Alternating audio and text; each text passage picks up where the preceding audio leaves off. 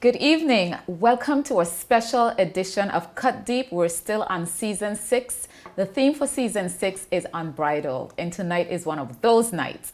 The concept of Cut Deep was developed with a focus on encouraging the wider public to think more in depth on issues that plague us, encouraging persons to have a voice and to use that voice to invoke change.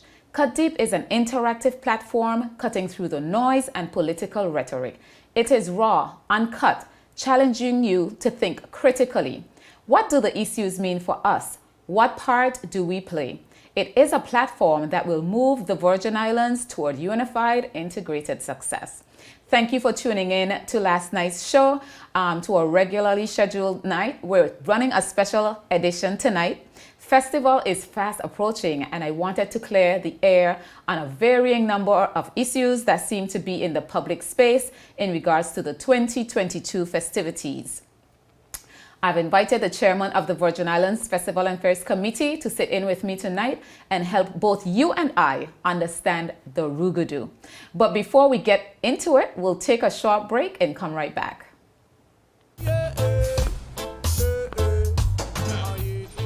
Father Jesus, that line here long like church service. Alright, you enjoy the rest of it then. Next customer line, please. Wait, hold on a second. Yes, Sonny boy, come, yes, Sonny. Good morning. Good morning, Sonny boy. Over there. You must have cut fun topic. It's okay, I'll take care of it. What? No man to take care of me. How may I assist you?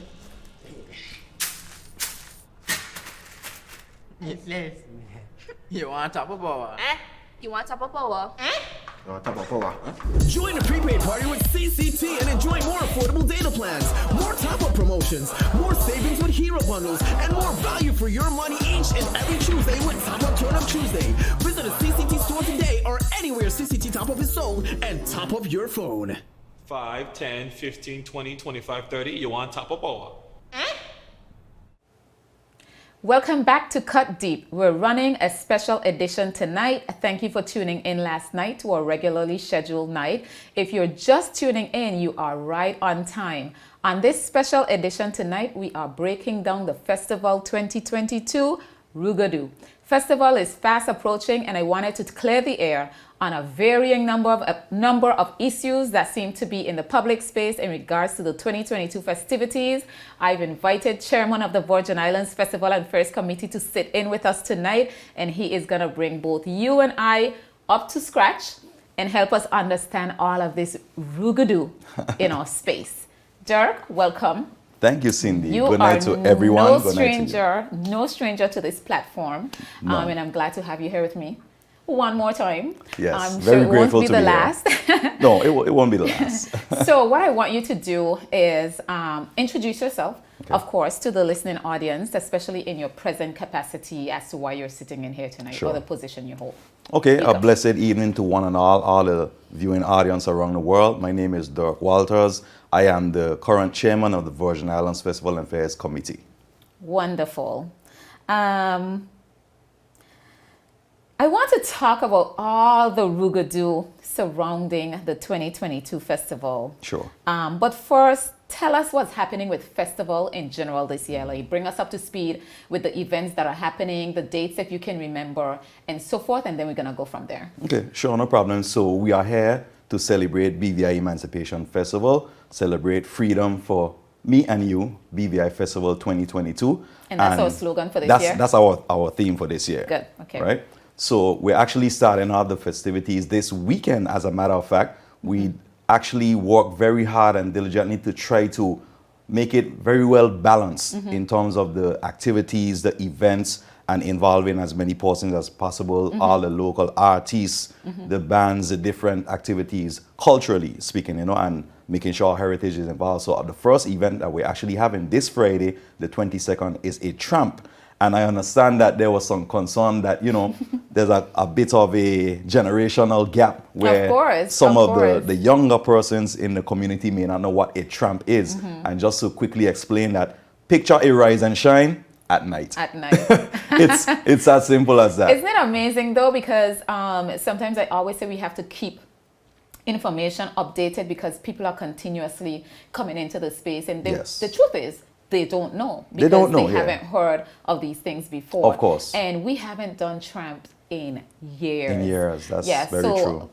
Maybe 2 generations wouldn't even know what it Yes. is. So that's great that you're actually bringing that back. I really love that idea. Yes. So Friday night, we're going to be on the street Yes. at night tramping. Yes. Okay, keep going. So, like I said, that's something we thought very, important to bring back because all of these things are, part of the very essence of who we are culturally, and the essence of who we are as Virgin Islanders. And we want to be able to let every generation experience what it is. Yeah. Tramps, we always used to put on tramps in the past, whether by the committee or by different bands would do it Yeah. themselves. Basically just to bring up the atmosphere and get Yeah. persons in the mood for festival. Yeah. We party in the streets, Yeah. and get ready for the opening of village and all of these things. So I love it. so we're And- bringing that back. Also, other things that we're bringing back in terms of events and activities, something that's very, very popular and important culturally as well, are the aquatic sports, water Yes. sports. That's something that's been missing for many years. You're talking about the swimming races, the grease pole, all of these different things. It's part of our culture. Absolutely. So like I said, we've been doing a lot of work trying to bring these things back, and even though we have our different challenges and constraints, we want to make sure that it's well balanced, as I said. Sounds good. So what's happening this weekend? So it's not the opening of village, No, but it's it's not the the opening of opening of our village. festivities. Yes, so we are we're gonna launching. have a tramp We're launching our Okay. festival on Friday night with a tramp. Friday night with a tramp. And Saturday night. Saturday we are having There's a fundraiser? Yes, a pre-festival event / fundraiser, which is going to be held on the festival village grounds. So we're actually having a Calypso review Okay. on that night. So the reason for the Calypso review is because a lot of persons have been asking why there's no Calypso competition, and there are varying reasons why that's not happening, because of course we will send feelers around, get in contact with the different Calypsonians, the musicians, and obviously because of time constraints, and I want it not to be misconstrued, a lot of persons are spreading this whole thing about money, and we may not be wanting to do this because of money. It's not just money. Money does play a major factor, but it's not always money. It's preparedness, Yeah. being able to execute a quality show, a quality production. And when you're talking about something as intricate as a Calypso competition, you're talking about a full band with a full brass section, backup vocalists, combo, all of these things. The Calypsonians need time to prepare their music, practice with the full band, get scores, music sheets written. All is a lot of intricate Yeah. things. And to be fair, Dirk, we didn't even know whether we would have a festival Exactly. this year. And so all Exactly. of this is being done in very short order. Yes. So, yeah. So, and just to let people know that, the committee has been very active, even before myself, the vice chair, and the new treasurer took up our new tenure.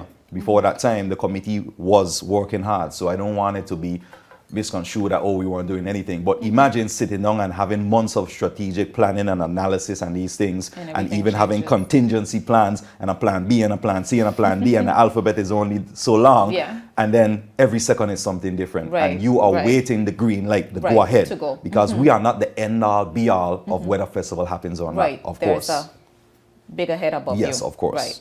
Good. All right. And then so we have Saturday night, and then we move on to Village opens. Village officially opens on Wednesday the 27th. Okay. That is actually the official village opening, and we actually have Gospel Fest on that night as well. Okay.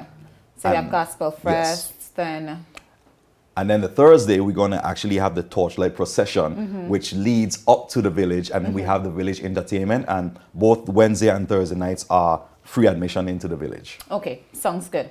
All right, so you can find the lineup. It's been going around. You can go on the Virgin Islands Festival and Fairs Facebook page, and you'll see the entire lineup there. I'm going to get into it really heavy with Dirk straight out because we only have a limited amount of time.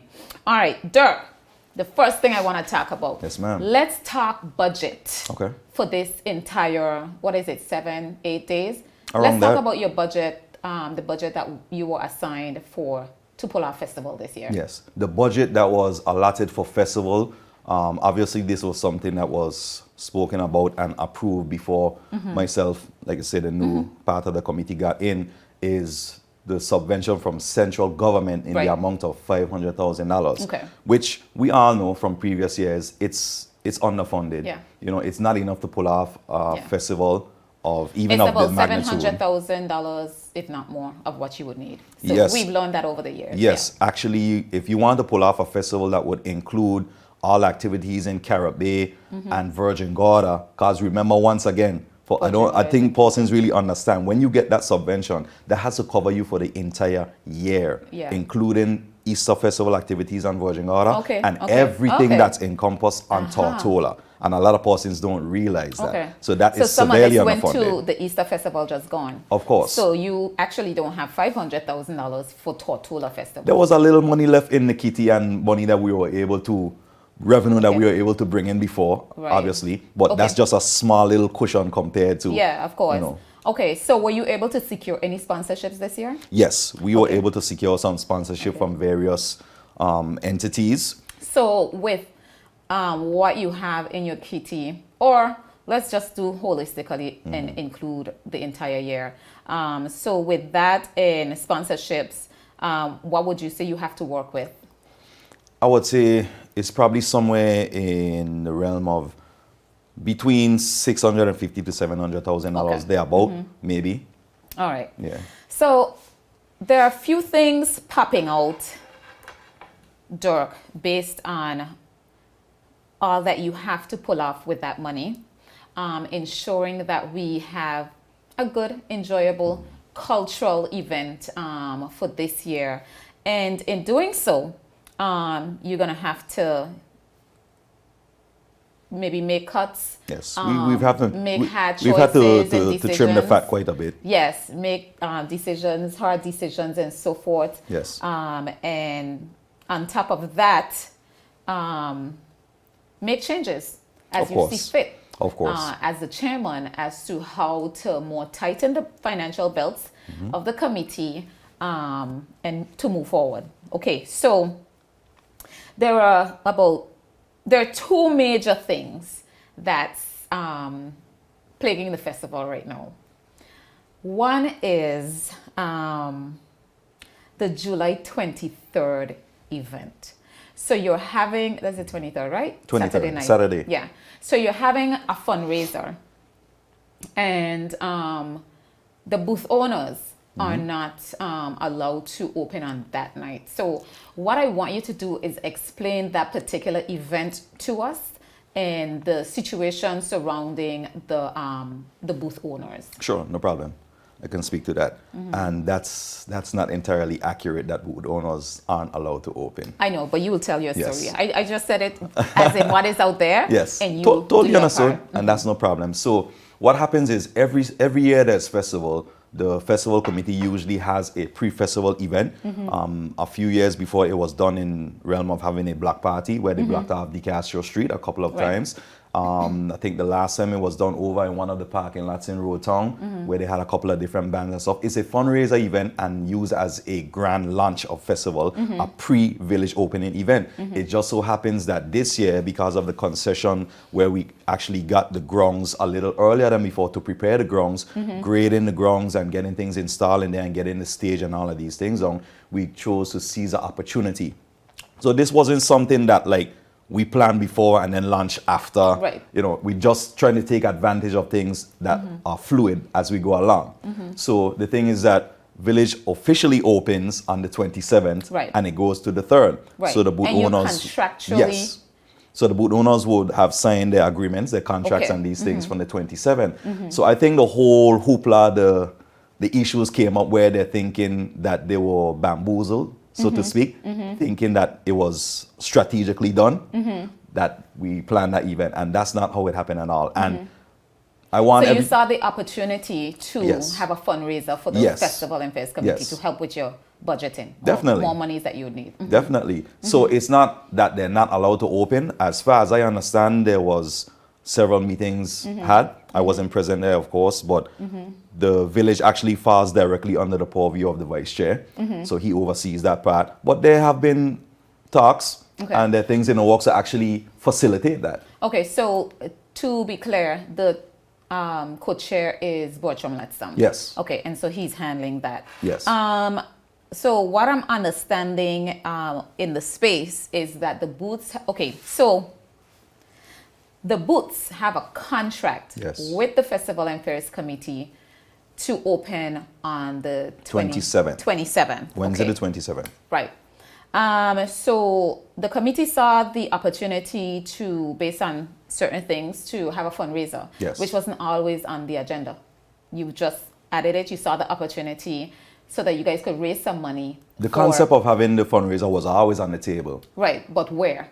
but we were looking at various venues, of Yeah. course, and And because of since there was certain completed. certain things, they weren't really feasible because once again we have to look at costs, logistics, Right. getting permission to do certain things, and Right. trust me, persons would be surprised at the kind of hoops we have to jump through, even getting things done through certain departments Yeah. and Yeah. agencies. Yeah. You would think we would be facilitated. Yeah. Well, You know, we but, talk about the hey. bureaucracy in government all the time and how we simply can't move forward.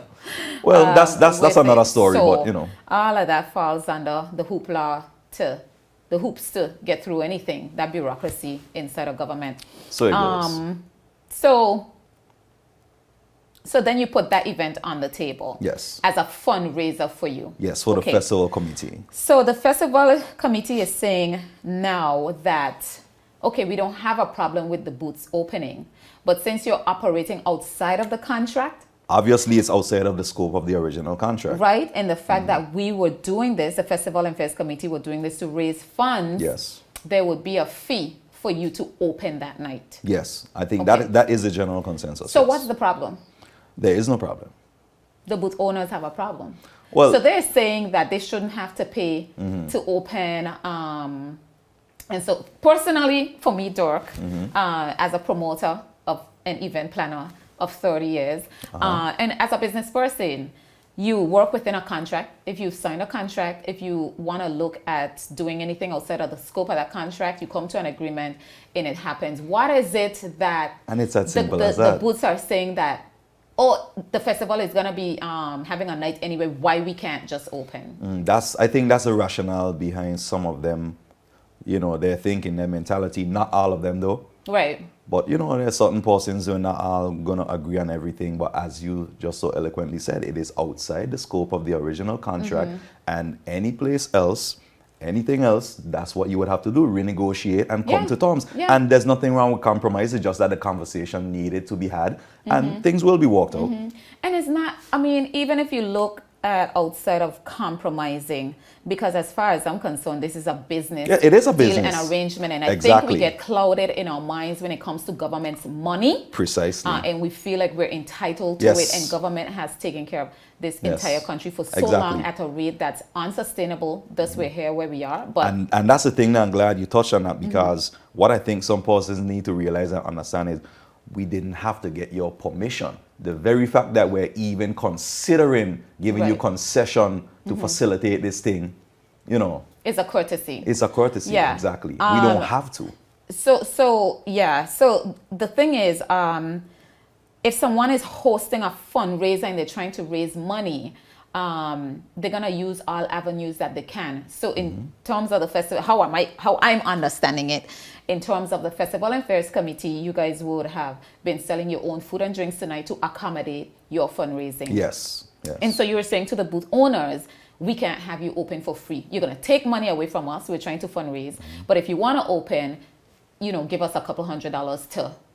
And bear in mind, not just... Which is fair. Exactly. And bear in mind, not just these persons, but persons in the community on a whole. The first thing they're going to say is, oh, the committee is lazy. They haven't done anything to raise Right. funds. They haven't even Right. tried to. So Right. it's like, you Right. can't really win. It's Right. like, no matter what you do. Yes, we're going to come to that, Dirk. Yeah. And you know what I've told you. But at the end of the day, It's- Sydney, I think you know me long enough and well enough that, hey, I'm going to do what's right and what's in the best interest of everyone. Everyone may not always agree, but we have to come to the point where does it end? Yeah. Yeah. Yeah. We keep going down the same road over and over and over. If we just get up and appease every single person that jumps up and makes noise because they're not getting what they want, and they want to make a statement right here and now, that I have warned some of the higher ups about the dangers of continually going down this road of appeasing persons, because when you set that precedence now, right, what happens? So anyone can jump up and complain that, oh, I should have this and no one else should have this but me. Where does it end? Where do we stop? Well, we speak quite often, a lot of us, in relation to the ministers, not even the ministers, the elected reps overstepping the authorities that have been put in place to control, whether it's a statutory board, government functions, and so forth, and the kind of chaos that creates, okay? The micromanaging. They should allow people that have been put in charge to do their job, to do the job. When you overstep the authorities put in place to do that, you create utter chaos. I think Because when you do it for one that. person, you're going to have to do it for another person. How can you tell somebody else no, right? There you go. Unfortunately, I always say, and I can say publicly, when I heard that you were contacted for this position, you and I talked, and I was like, did. Dork, you sure? Yeah, and Knowing I you- also asked the higher ups that approached me, are you sure that you That want you me correct? So to fill this role, to do this task for you? Because, and let me be very, very clear and upfront about this now, right? The majority, over 90% of the persons that are complaining or making noise about certain things, it's because they no longer can get away with the things they were doing before. See, and there's no politician or there's no one that could call me and force me and say, Doc, you have to do this. It cannot happen and it won't happen. And if there's a problem, then remove me with immediate effect. It's as simple as that. But because a lot of persons in this country now, they saw a custom of calling whoever was there before me And feel like- higher ups and feel like they must get this. Come on. Do you want me to complete the task? Do you want me to make sure to follow certain guidelines and set certain initiatives and financial protocols to turn this thing around? Or do you want me to just appease Continue on every the single same person? path. What are we really doing? That's Well- the long and short of it. So a lot of them that are making noise is because they simply can't call me and go on a certain way with me. or use They the can't- government's purse how Exactly. they would like to Feel use like they're it. entitled Let's just be real about to it. certain things just like that. It just won't happen. See, You know- it's not happening. Dirk, I'm going to take a little sidetrack Sure. and say this is why we have the Commission of Inquiry. I'm also going to take a little sidetrack and say that this is why a lot of us feel that we can't make the changes on our own that are required because I call us spoiled.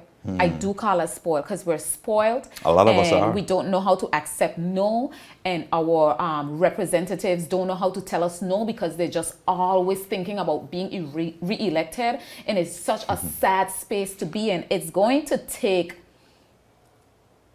hell to turn us around because a lot of us don't understand that the government purse just can't be open, and you can't just decide, I'm gonna give you this that you probably don't even need, and you give me this. It doesn't work like that. It doesn't work like that in business. It's not supposed to work like that in government, and it's unfortunate that that's where we are. And even as I'm gonna say, the premier entrusted you to change things a bit. It's going to be hard. Of course. You are taking a beating in the public space, and that is I'm not simply taking a because beating. And even if I am senior, I'll be straight up. I have no problem taking a Yeah. beating. But you don't, I want to but- say publicly, I have zero problems being the bad guy if doing the right thing makes me the bad guy. I have zero problems saying no. I don't care who you are. I don't care which politician is your friend, your brother, your sister, your father, your mother.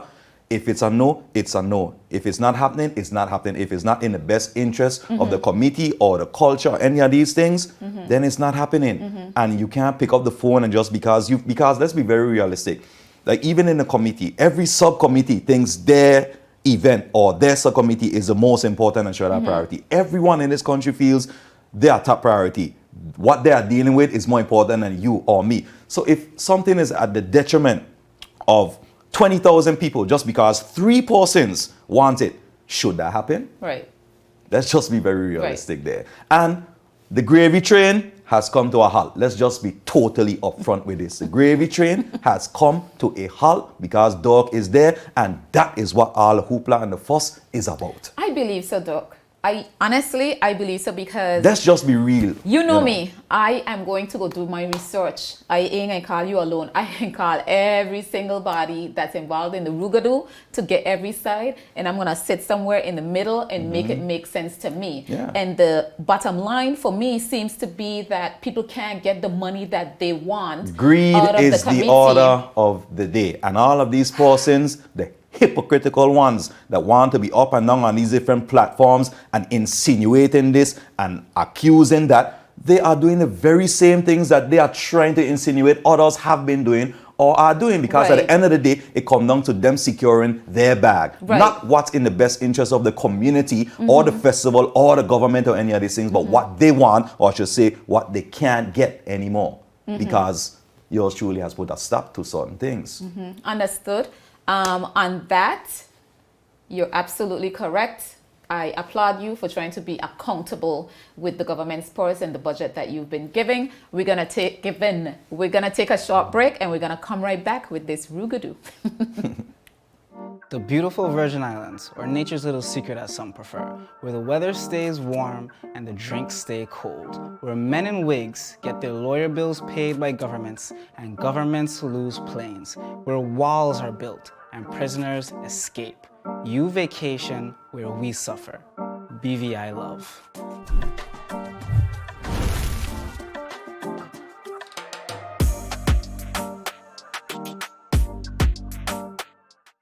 Is business slow, cash flow down, hosting an upcoming event?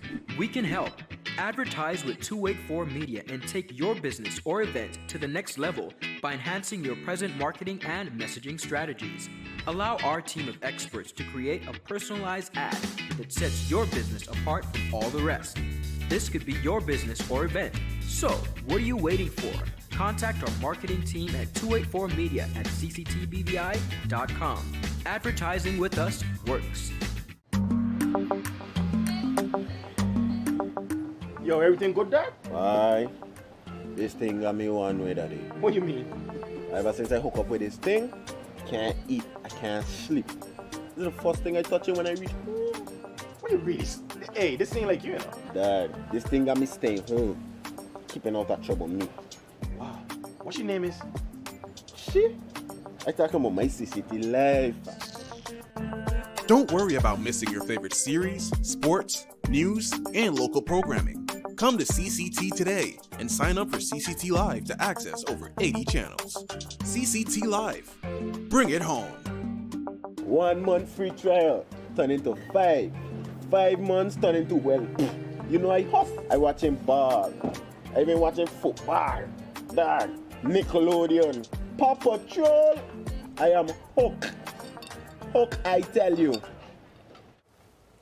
Welcome back. It's a special edition of Cut Deep tonight. We're breaking down the Virgin Islands Festival and Fairs Committee 2022 festivities and all the Roogoodoo around that. I have the chairman of the Festivals Committee in house with me tonight, Doc Walters, and we are breaking it down. If you missed the first half, the link will be live again a few minutes after we're done, so you can watch it again. So back to you, Dirk. I want to jump right back into it because, as I said, we have limited time and I want to get all that I can pack into this 1 hour. Another big Roogoodoo that is happening is surrounding the troops. Okay. Talk to me about that. What is the problem? What is... Okay, I think there's and seems to be an issue, an uproar, things going around on social media. One thing I like to say, if we're going to talk, let's talk all. Right? So the whole thing about the parade was, to be totally honest, the juncture that we were at, where we had this late start, where we only got the green light to go ahead from the higher ups and only got the money at the last minute, all of these different intricacies that transpired. Now, the decision was made that at this time, we put feelers out there, of course, to say how many persons and troops, floats, and just to know that parade is not just about troops and bands alone. Of course, you have community service organizations, you have the schools, all these different persons. Whoever wants to enter, right? So when the feelers were put out there, most people were saying, well, is it feasible at the time? We were walking up the budget, and you're talking about to put on a grand parade, you're talking about no less than $100,000. So if you can do the math, that's what automatically be $100,000 there out of $500,000, right? Or less. Or less. Spend some inversion out already. Exactly. So now the whole issue was, are we able to do it? So we came up with the decision after a while, and persons started to display a little interest after. Like, listen, we are willing to facilitate having a parade, but unfortunately, because of time constraints and financial constraints, we won't be able to assist financially as much as we used to with certain things or in certain ways. So just because of that, automatically, a lot of persons withdrew that wanted to come in. And then we said, listen, we're going to really take this back to the essence of being a community-based event. We will facilitate having a parade and get the police involved, all our stakeholders involved, and actually facilitate it. But we're inviting everyone to come, but just know that is your contribution, so to speak. If you have an office, you have a company, you want to bring, even if it's just a t-shirt troop, get your staff together and come and, you have a float. And persons started to come up and say, let's do it. Now, you have some troops that would contact us and say, listen, well, we won't be able to do a troop unless we get financial assistance from you guys. So automatically the answer would be, okay, well, thanks for your contribution thus far. It's unfortunate that you won't be able to enter this year, but we look forward to seeing you in coming years. It's as simple as that. Because I think we have arrived to the point where, like I said, we'd have to cut down. Where else do you know in the entire world, even right next door in the United States, Virgin Islands, that the carnival committee there or anyone assists or actually pays troops to perform on the road? So, for instance, if you have a troop, right? And let's go through this very quickly. You have a troop. You're charging members to be in a troop, right?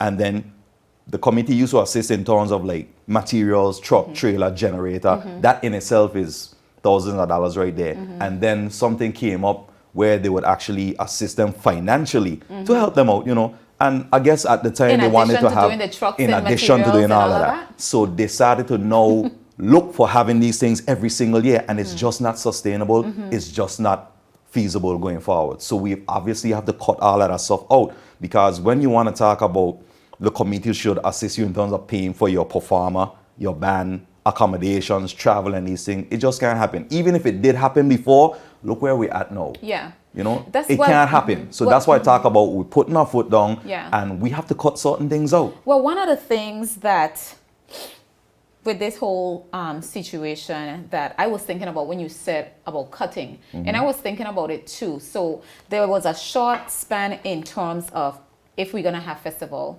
the level at which we can have festival. Exactly. And if you're a troop owner, you must understand then too that you won't be able to bring maybe your troop in the grand way that you've done before, and you have to cut back a bit. And I'm very like cognizant even if of it that has fact. To be right. So that alone bothers me about troop owners, that it's either all the way up or none at all. And that too is why, I really appreciate Dingole, the troop that they're bringing forward. Because she's getting and I have sponsorship. I have to definitely big up Miss Charles, Sylvana Charles, because even like, how we communicate with one another, our approach. A lot of us, we need to work on our approach, the way we communicate, the way we do business, and things like that. And I have to we are very entitled people. Yes, of course. But I have to definitely big up Miss Sylvana Charles, because even her approach, like she's even assisted in terms of, hey, you guys could look at this. She actually tried to source and say, well, okay, I put a list together. These are persons that are willing to work with y'all in the committee to not just help herself, but even assist the committee in getting information and things like that, because no one is perfect. No subcommittee or even executive committee is perfect. Far from it. We have a lot of things to work on, of course. I can't fix all of this stuff overnight, even though there's a whole lot of things and initiatives we put in place to correct these things. I mean, look at the juncture we came in. Look at the time that we were given a green light. We're not making any excuses, but just bear in mind, every single person... No, but they have to be accounted for. And every single person on the Virgin Island Festival and Fairs Committee are volunteers. Myself included. None of us get a stipend. We don't have an office. We don't have stationery. We have no supplies. We're meeting in parking lots. We're begging persons to meet in certain conference rooms and things like that. So imagine using your personal cell phone, your personal email, running out your own data. I having to beg friends and family of mine, can you go, when you go to work, can you print a letter for me so I can sign? I have to leave from country, run to come into town. So imagine dealing with all these different things and these different moving parts and various subcommittees and different meetings and go to tapings and go to interviews and then having to meet with government officials and all these different things to make sure it goes smooth. Like I said, not making any excuses because I'm more than up for the challenge. But when persons are going to call me and contact me and feel like they are the most important, you have to give me priority. I've asked you a question, I need an answer this second. I'm sorry, but please allow me to get the information so I can get back to you. I don't have the answer at this second. Because quite often, Durkin, I'm going to get back to the troops that are entering, but quite often people think that, and it's a displayed behavior, right? When they go to the minister or the rep and think that the rep can figure it out. They don't understand that you don't work in silo and that you have these committees around you and you don't know every single thing that's happening because you've entrusted your committees to deal with their job. I do not micromanage. And correct. And if the committee says A, they're coming to you so you can tell them B. And you're saying that you're not doing that basically. So Dingole, I'm very impressed with them pushing forward to get a troop in the festival. And then I was also very proud. And I think Jugu is that type of person. He's always going to try to see how he can make something happen and be a part of a bigger, better picture. Jugu understands, Jugu understands I'll tell you one thing I really appreciate and respect about Jugu. Besides myself and maybe one or two other persons, to be totally honest, he understands the business part of the music business. So, but he also understands how to be an integral part of a thing. And that it's not just about you alone, but how can we all come together to make it something of a success. So I was really proud when I saw that they have put out that they would have a troop. And that's a great thing. Yes, and I think it's like slacks and, tights and tops or something very simple. Regardless of what it is, it's a great initiative that they're actually pushing something on their own to try to contribute. Right. And so that's what I'm saying about the other troops. Okay, you can't have a grand entry, so there's no kind of entry at all that you can do within your budget. So here's the next thing I want to say to Cindy, right? Festival. Say you're a troop, right? And you're complaining that the committee isn't giving you any money. Okay, fine. We're not able to do that anymore. So what were you doing with the same? So if the committee was giving you money for material, trailer, truck generator, plus additional financial assistance, whether you want to call it a grant at the time, the money that you charge all your members, and when you won, the thousands of dollars you won in prizes from the same committee, why we're not speaking about any of that? What did you do with that money? Why isn't that put towards your functions and then holding your own fundraisers and your own events? So I could what? Mind my business. No, but we're just being really realistic. Course, and I'm not throwing any shade at anyone. Look at it like I have no time for the back and forth and all of this nonsense. But if we're going to talk all, as I keep saying. Let's just be very realistic. I find the whole troop thing very disappointing. And I don't know anybody's pocket. And I'm not counting anybody's money. But another thing, I was listening to one of the troop owners on the Tola Radio Morning Breath on Monday, and she was being interviewed, and she was saying that basically that there's no communication between you and her. I think it came down to them saying that it's a personal thing with that particular troop, and allow me to answer that really quickly. Please. There is nothing personal between me or against anyone, whether it's a troop, whether it's a band, whether it's a service provider, it's nothing personal. If you contacted me and we spoke and I told you, listen, this is a person that is delegated the work to deal with parade. This is the person that deals with the village. This is the person that deals with Rise and Shine. Why do we need to correspond? Why would you feel the need to have to call me every second about everything? I'm not going to micromanage. I'm not going to overstep my boundaries. I will step in if it's absolutely necessary, if I see something isn't getting done. And of course, communication can always be better on all of our parts, But when you're talking about, like I say, like if you send someone an email, someone can't respond to you the same day. You're talking about persons that have their own personal businesses, running their own projects, have full-time 9-to-5 jobs. So imagine you work on a job and you can't answer a phone call or email from whether a journalist, a service provider, a troop, whatever the case is, until a certain time. We all know how it is. If myself, the only 3 persons that I am aware of, I think, on the committee, on the executive level, that don't answer to anyone myself, the vice chair, and Stuart, which is the entertainment person, right? If I was working a regular job, Cindy, 1/16 of what I have been able to do within the last couple of months, I would have never gotten it done. Yeah. So just bear in mind, like I say, no excuses, but we're just saying, let's be very realistic here, you know, and the constraints as we have, like I said, we don't have a staff, we don't even have a secretary, we don't have an office, we have none of these things. So we're doing our best, and while I understand the concerns, watch how you speak to people too, especially me. The respect. I think a lot of persons have learned that over the past couple of weeks who didn't know me. They know of me, they know my name, but obviously they don't know me. And, you know, stop calling my phone all kind of ungodly hours, as the old people say. The elderly, sorry. Yeah, you know, let's just have a mutual level of respect. And before you jump on social media and insinuate things and, you know, let's have a conversation. You know, let's have an open dialogue. That's what we do as adults. And I've had to say these things even to elected members of government. Like, don't just call me out of the blue. Why y'all ain't doing that? I'm like, excuse me. First and foremost, check yourself. Calm down. Then we could speak. You know, all right, what do you need now? You know, just being real. And as I say, if you can't deal with my level of how we supposed to communicate as adults, as human beings, and in a professional, respectful manner, then we don't need to conversate that up. Simple as that. I'm not about who can shout the loudest, who can speak the loudest. If you're going to interrupt me every time I speak, I sit down and listen to everything you say attentively and respectfully, and you can't show me the same, then we don't need to converse. Simple as that. So I'm going to talk about the Road March Championship. That's another thing that is popping up. And then we'll take a quick break and come to close off the show with the heaviest, I think, of what I want to talk to you about. So Road March Champion, tell us about that. If it's happening, you're not sure, you know, how that works generally. Because you also have a band, so you're familiar with how the Road March thing is. The Road March is obviously judged off of parade.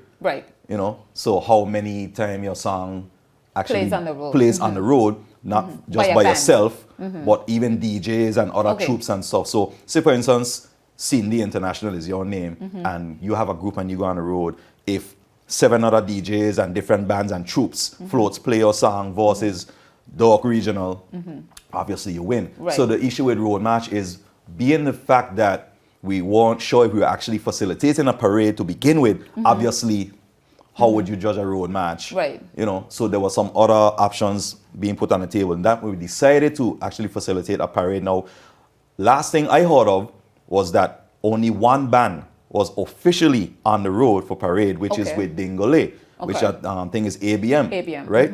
Now, you just stated, and I saw on social media that Jugu and Vibe has entered the parade and actually trying to get the troop together. That's great. So now that conversation needs to be had. Well, okay, is it feasible to actually make sure we have a road match? And now, remember, parade happening, what we say is we decided was we're not going to charge any entry in terms of, you know, and we'll have like participation prizes. But obviously the budget now would have to be revisited, because if you're talking about, it's only fair now, think about it, it's only fair now if you are going to go back and say you're going to have a road match, even just because 2 bands are on the road, and I don't know how that will play out, because you never know.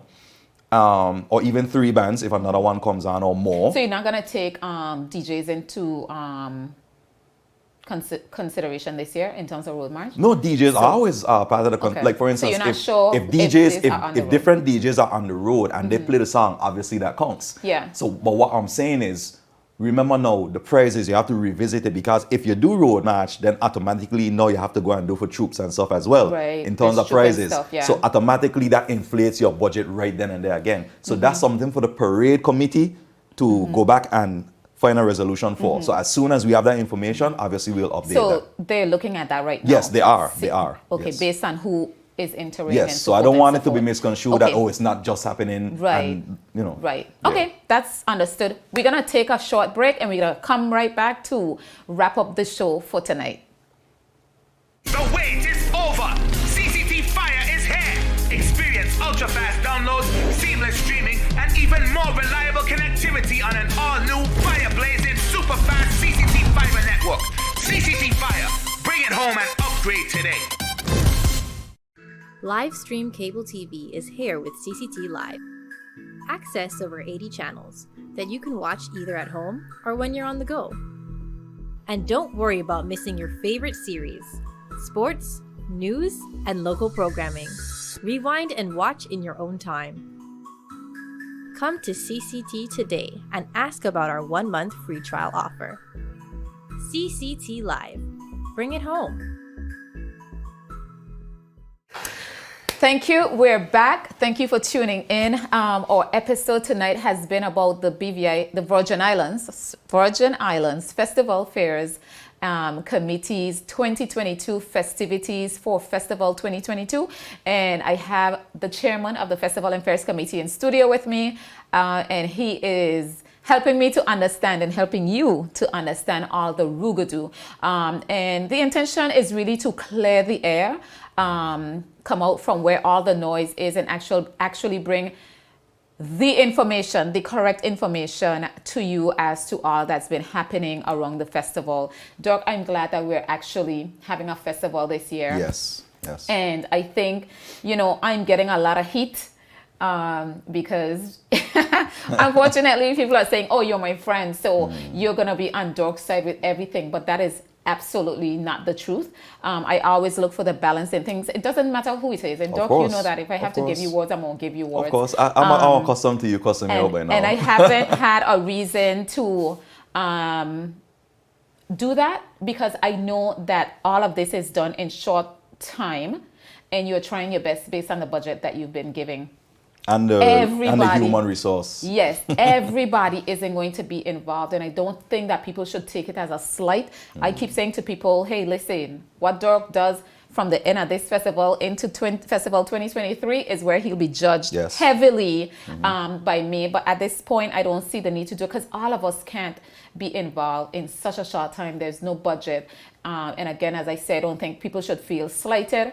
I encourage people to come out and enjoy what the festival has tried to put on in short order. But you know what I've said to you over the past few days? If I was you, or if I was the premier, I would have slashed the whole thing and call it another year and then see how, because to me, there's just too much to do about nothing.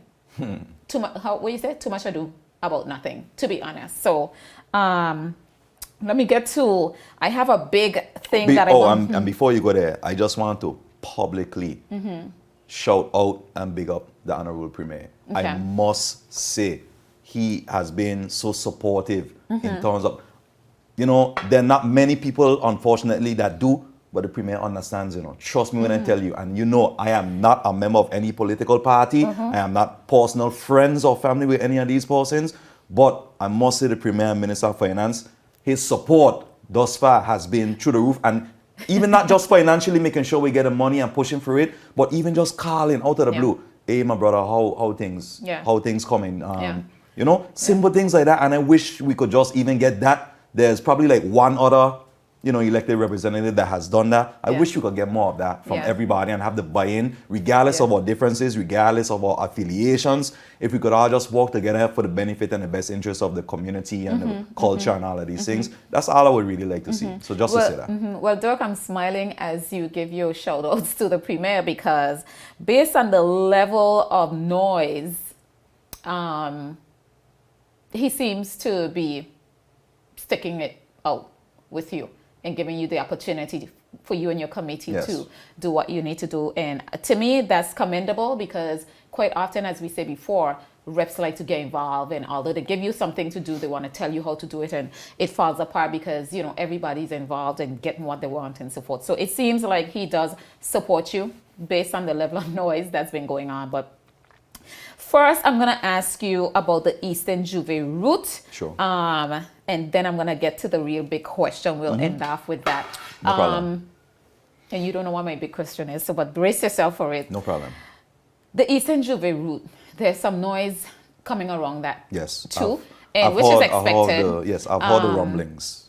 So I want you to address the thought or the change, and I know it didn't come from you, if you can say where it came from as well, to address that and address the reason for it going that side. What is being said now is that we are eliminating a whole district. And when I think about it like that, I understand because over the years, we've changed it to start from YEP, which includes the 7th district and the 8th district. But somehow now, I guess, because we're starting at YEP, correct? I think that was a suggested starting point, or one of the suggested starting points. So if we're starting at YEP, then yes, we definitely, well, we exclude half of the 7th district and the entire 8th district. So if you want to speak to that, then yeah.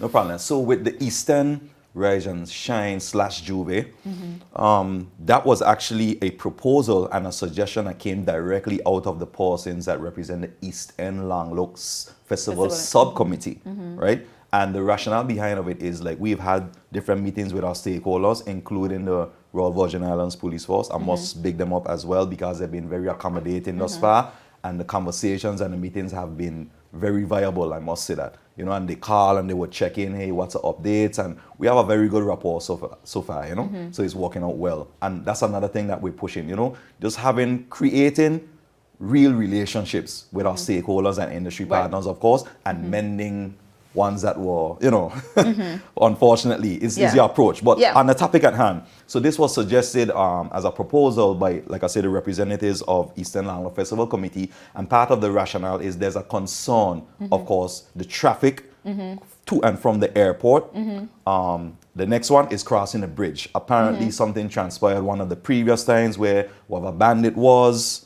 didn't stop the music when they were trying to reach by the bridge and for persons to cross, and it created an issue. So the suggestion to actually have it start from that area in the 7 and head down to Brandywine Bay Beach was for several reasons: to avoid that issue with the traffic, the whole issue with the bridge, the airport at Beef Island, and actually give a route where we could head down to the beach, and then what's going to be transferring on the beach is they would have an all-day beach event at Brandywine Bay Beach. That's the proposal, where they could actually have their concession, just like how Eastern Landlord Subcommittee would have their bar or their booth in the village up there. So they can make some money in town as well, plus allow vendors to actually apply and sell their stuff on the beach. So it's not exclusively.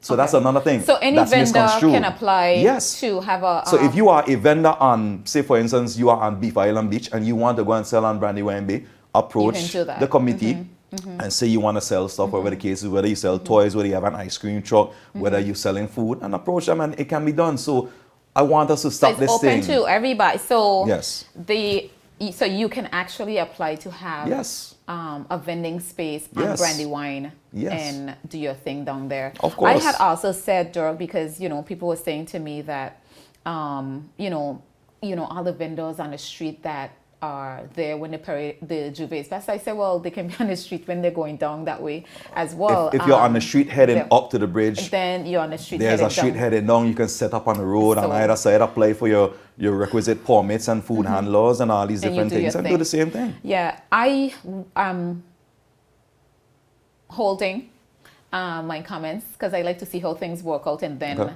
I give my position on it. So as you said, I'm gonna wait to see how it works. I want to reiterate the fact that that wasn't something that came from the executive or myself. That came directly from the East End, just so we could reiterate that it's East End Long Look Festival Subcommittee, not just 8th District or 7th District Committee, you know. Yeah, we know who the committee is. So that didn't come from us. That wasn't a directive or something that we dictated to them. Yeah, just so that could be very clear. All right, we have about 6 minutes, maybe 10 minutes tops to answer this next question. So, Dirk Walters. Yes, ma'am. This is a heavy question for me because it has to do with Tola Radio. No problem. And you know that I've been a part of the Morning Brav show for a few years. Okay. So I'm going to stand neutral when I ask you this question. I want you to talk to me about media for this year's festival, the budget for it. There is a lot of conversation happening around your committee and your name in a lot of things being insinuated about your character, which bothers me. I'll tell you that straight up. I'm not being biased. It bothers me because I know you for a lot of years. And the relationship with Tola Radio and its owner. Can you talk to me about what's going on with that? Because his venom at you guys is deep. So help us to understand what's happening. Well, obviously, first and foremost, the same owner of the said platform or radio station, or whatever you want to call it, as you said, my only issue with him, and I have a lot of love and respect for the brother for years, but at the same time, you don't get to call me out of the blue, and I don't know who he used to speak to before. I don't know who his other friends are or members of past committee or present committee is, but you don't get to call me and just ask me questions like, hey, what went on in an executive meeting? And these kind of the things that I don't like, you know, because while we're dealing with public funds, yes, the report will be made. You can ask me any question in terms of money and all of that. But like, I don't know where some persons get our feeling that they could just call and say like, you know, ask questions like that. Like, it's really none of your business what transpired in an executive meeting or any meeting unless you were invited to said meeting. Right. And I've even made initiatives where we actually had a media mixer with invitation only to different media houses, persons from every radio station and newspaper and stuff were there. And it was to basically clear the air, break the ice and say, listen, we want to have a relationship with you all, including the said gentleman. And we want to have relationships. We want to have a proper rapport. What are the issues? What questions do you have? How can we help to service you better? How can you help to service us better? What we expect from you? What do you expect from us? And how can we forge a better relationship going forward? It's as simple as that. But apparently now, you know, when you have persons that feel like, I ask a question, I need an answer right away, this second. And if Doc doesn't call me back, or things like if I call Doc on the phone and he doesn't, oh, Doc is ghosting me. I'm not ghosting anyone. I'm not afraid of anyone. You understand? If the premier calls me and I can't answer the phone at the time, I can't answer the phone at the time.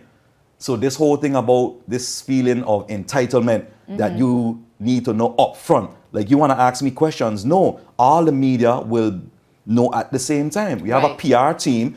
When press releases go out, every media house will know at the same time. You know, I don't know where persons get this thing off. Like, you know, where we have media and everything is have to be salacious and breaking news. Yeah. But that's not the kind of culture that we really want to push. We want everything as across the board as possible. It's as simple as that.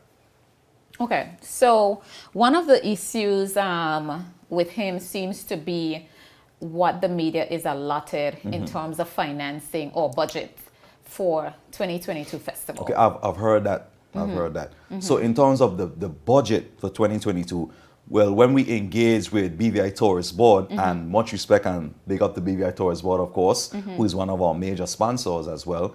So they have been given a task in terms of promotion and marketing and things like that. We actually have a representative from BVI Tourist Board that sits on the executive committee.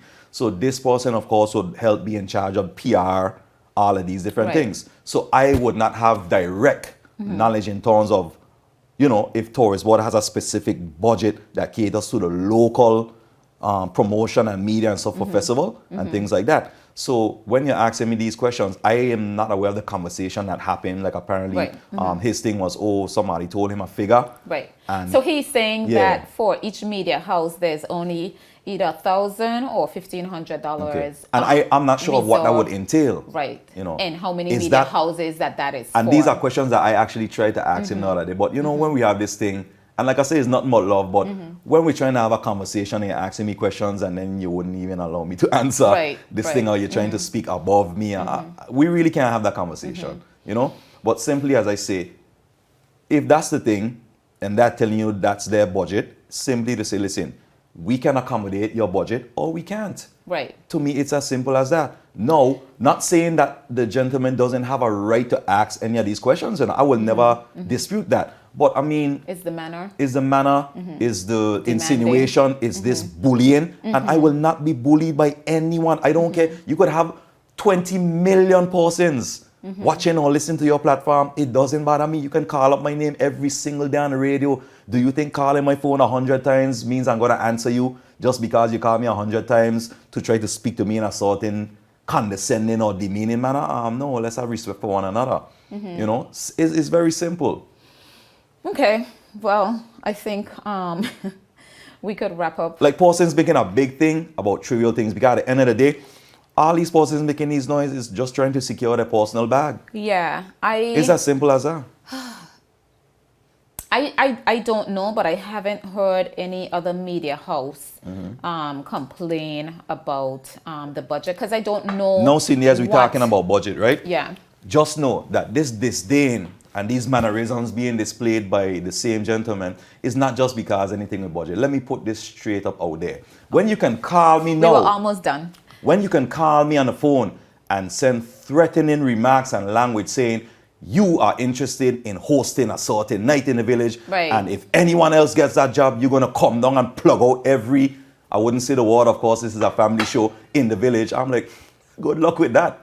You know, you're going to plug out this, you're going to do that. How come making all kind of insinuations like how come you have this person that's affiliated with another radio station voicing any ads for whether it's a pageant or whether I'm like, what does it really matter? And then you want to make insinuations about your xenophobia is showing because you want to talk about where other persons are from. You know, I'm like, this is being so very hypocritical and unprofessional of this person. And you sending threatening language, and I'm like, we don't need to be having this conversation if that's how we're going to speak to one another, you know? And what makes you feel so entitled that you must be the host or you must do this and you must do that? No one else in the entire country deserves to do this but you. I have a band. You see me on any prime night or prime spot in the village, whatever. If they give me a job, they give me, okay, that's cool. If that's what y'all dealing with, no problem. I'm not trying to push myself up to say, oh, I must play in this, I must do that. That's not, it's bigger than all of us.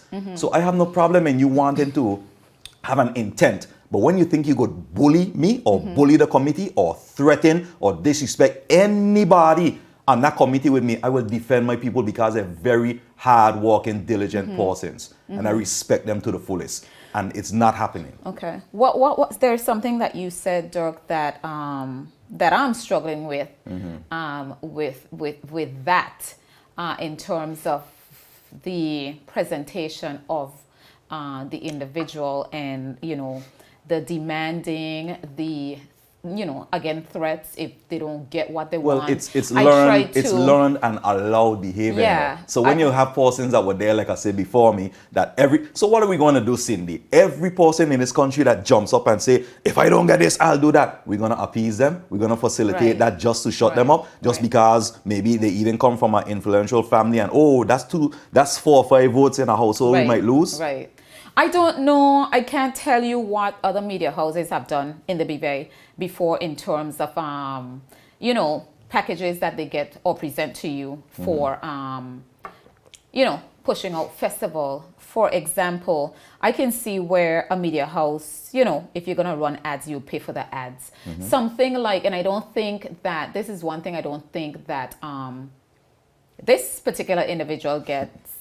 If you want to be live in the village on any night, personally, I don't think that the Festival and Fairs Committee should foot that bill. No, I think in anywhere else in the world, even as you just say over in the U.S. Virgin Islands, you find sponsorship to cover yourself in the village that night because you are really and truly promoting your platform.